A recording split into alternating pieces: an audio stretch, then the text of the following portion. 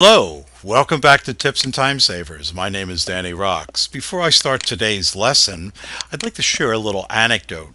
I was training a class in Excel techniques this morning, and a young gentleman, maybe 25, 26, said, "I've got it." I said, "Oh, that's terrific, Ian. What do you get?" He said, "It's NASCAR." I said, "NASCAR? What do you mean?" He said, "Well, just like with NASCAR racing, you save a second here and a quarter of a second there, and that's how you win the race." I said, "You're absolutely right, Ian. It's NASCAR."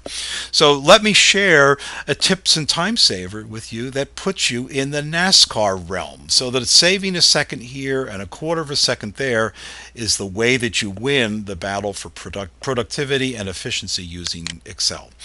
Okay, we're fairly familiar with this kind of scenario. We have sales for the months and sales by region. And if we wanted to add our totals, we'd first approach the column and go through it and do our auto sum, and then we would auto fill it to copy it over. And that was pretty good. We'd do something similar for the regions. We would select the cell immediately to the right of our last regional sale, do auto sum, and then drag it down. Well, if we want to approach this the NASCAR way, let me demonstrate the tips and time saver.